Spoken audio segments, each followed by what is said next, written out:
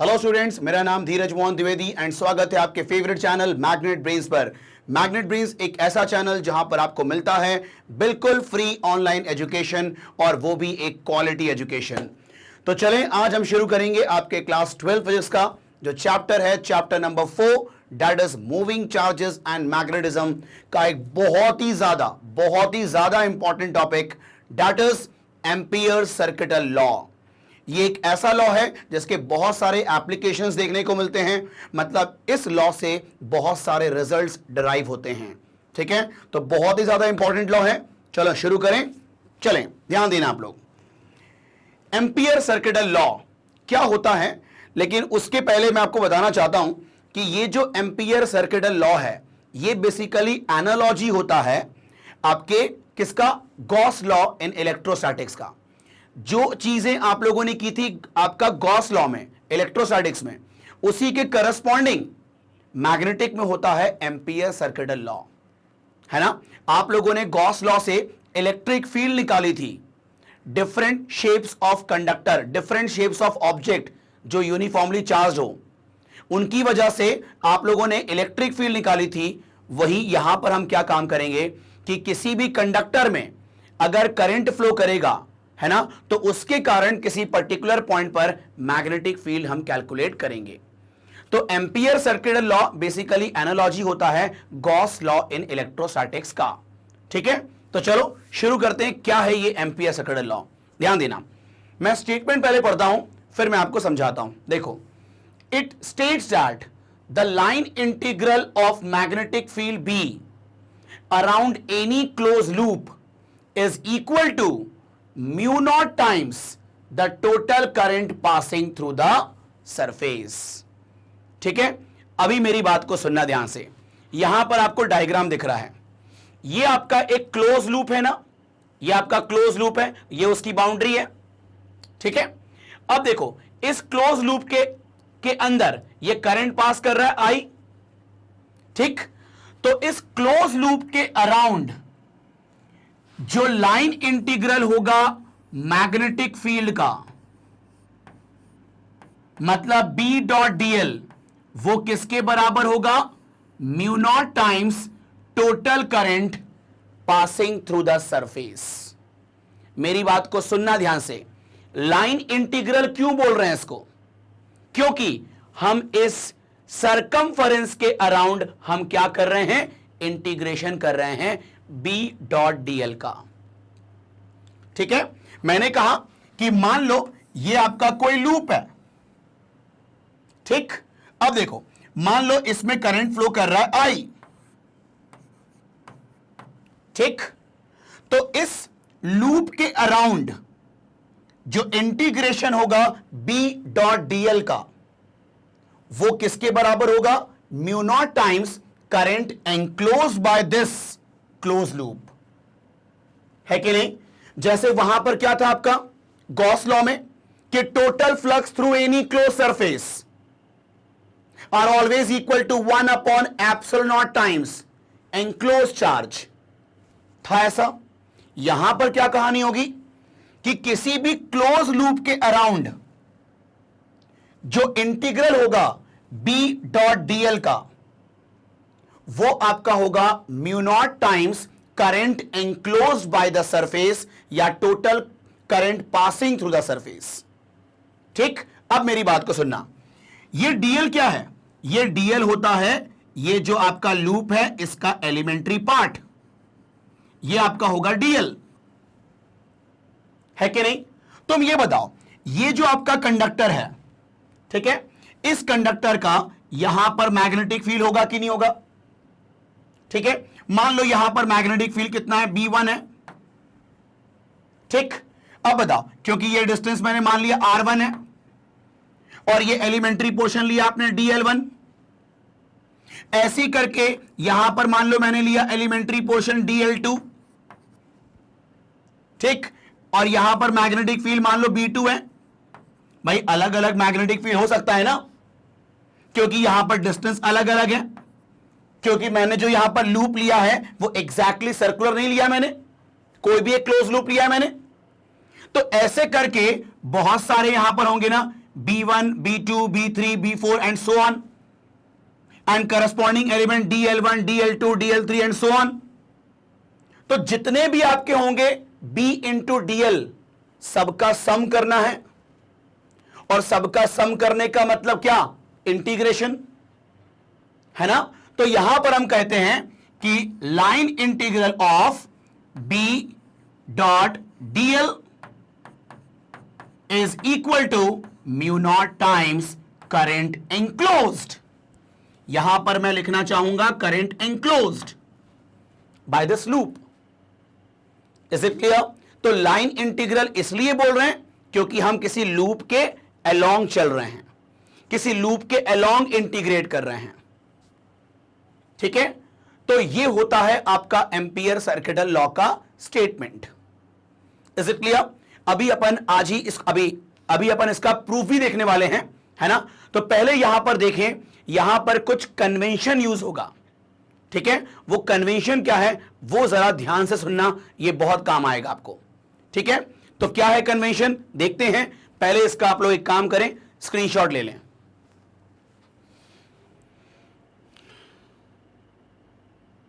चलो, अब क्या है कन्वेंशन, ठीक है? ध्यान देना. साइन कन्वेंशन क्या है? देखो, सपोज करना मेरे पास ये एक क्लोज लूप है, ठीक है? ओके. अब इस क्लोज लूप में बहुत सारे कंडक्टर्स हैं.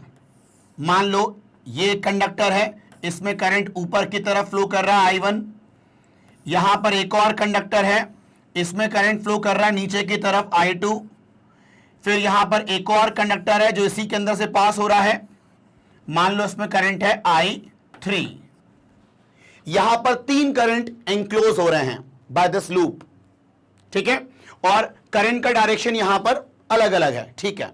चलो, अब यहां पर ध्यान देना, इस बार जो लाइन इंटीग्रल होगा मैग्नेटिक फील्ड का अराउंड दिस क्लोज लूप,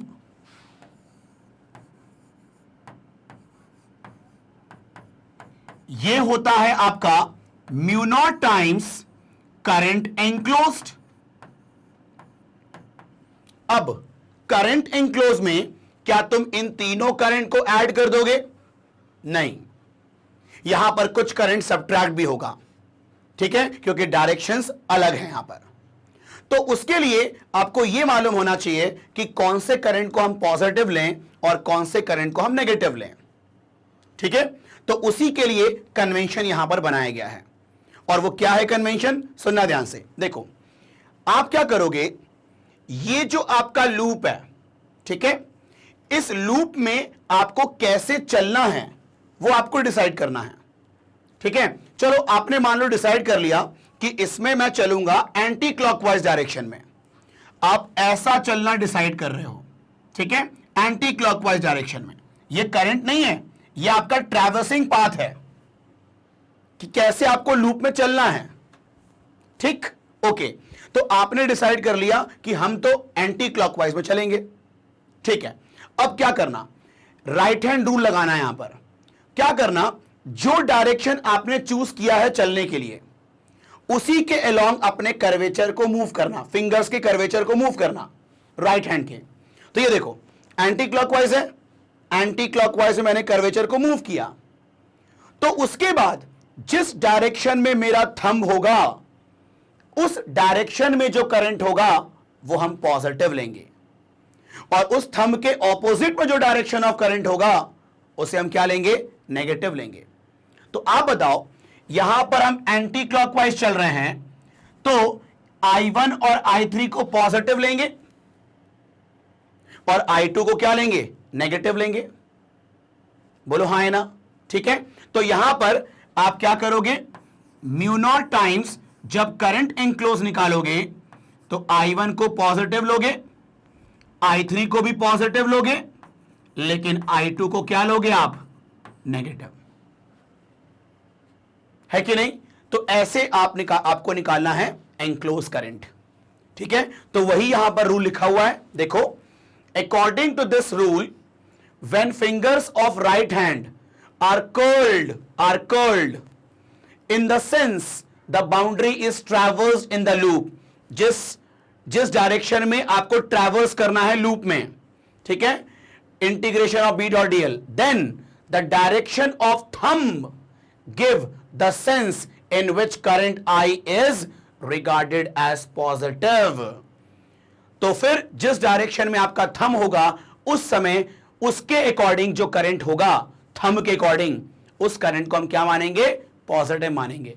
तो ऑब्वियस सी बात है, जो उसका उल्टा होगा क्या मानेंगे? नेगेटिव मानेंगे। ये कहानी है। तो ये होता है आपका साइन कन्वेंशन, ठीक है। तो जरा एक काम करें, इसका स्क्रीनशॉट लें, फिर हम बात करते हैं ये जो एम्पियर सर्किटल लॉ है इसका प्रूफ क्या है, ठीक है। देखो चले, तो अब अपन देखते हैं यहां पर इस एम्पियर सर्किटल लॉ का प्रूफ क्या होता है। देखो ध्यान से, कैसे प्रूफ करेंगे अपन, ध्यान देना। Proof of ampere circuital law, इसके लिए क्या करना आप लोग को, एक आप लोग इनफाइनाइटली लॉन्ग वायर ले लो, इनफाइनाइटली लॉन्ग वायर ले लो कैरिंग करंट।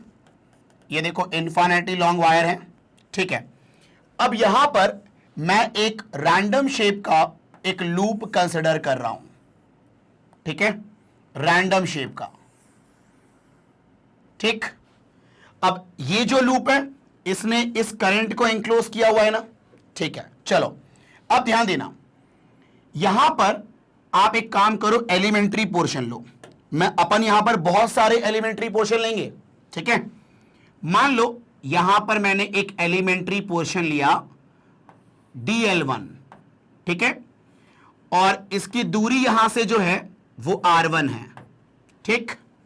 अच्छा अब ध्यान देना, एक मिनट, ये डिस्टेंस कितना है? r1, ठीक, ओके। मान लो ये जो आपका dl1 है उसने इस वायर पे एक छोटा सा एंगल फॉर्म किया है, दिस इज d1, ठीक।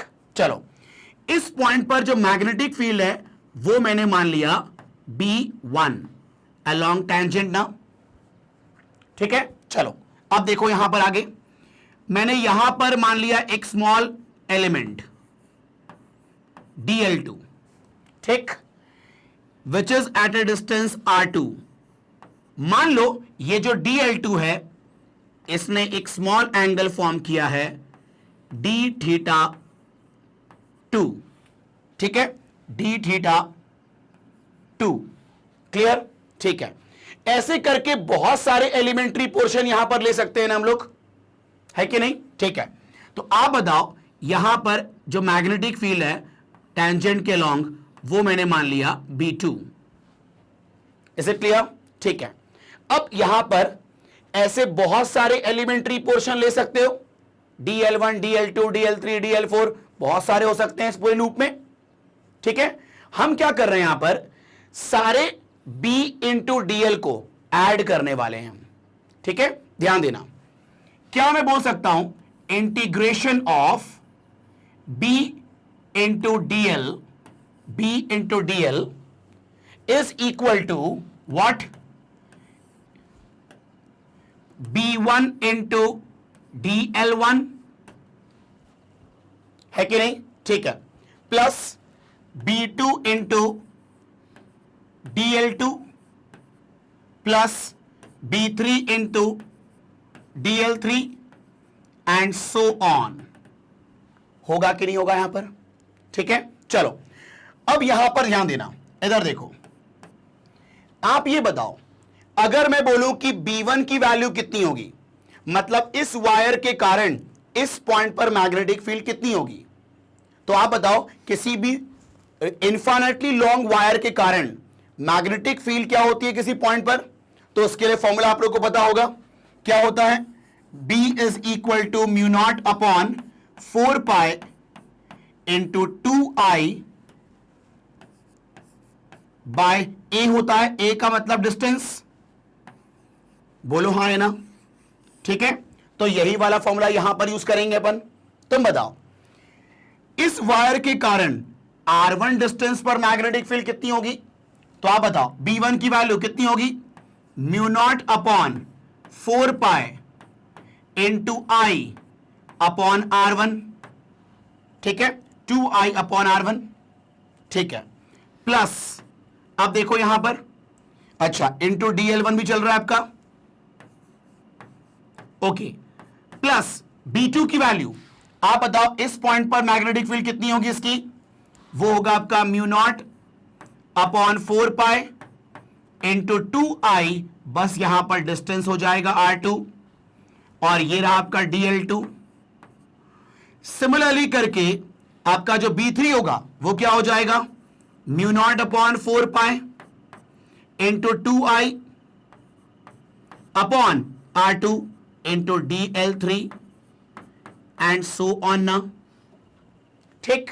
अब बताओ सब में से कॉमन क्या आएगा, तो यहां पर कॉमन आएगा mu naught upon 4 pi into 2I, सब में कॉमन है, तो आप बताओ देख के यहां पर 1/R1 plus 1/R1 into dl1 plus 1/R2 into dl2 plus 1/R3 into dl3 and so on ना, ठीक। चलो अब देखो यहां पर ध्यान से, equal to mu naught upon 4 pi. अब ध्यान देना आप लोग यहां पर, इधर देखो, तुम ये बताओ क्या आप लोगों ने कभी फॉर्मूला देखा है theta equal to arc upon radius, ये एक फॉर्मूला होता है, basic formula, theta equal to arc upon radius.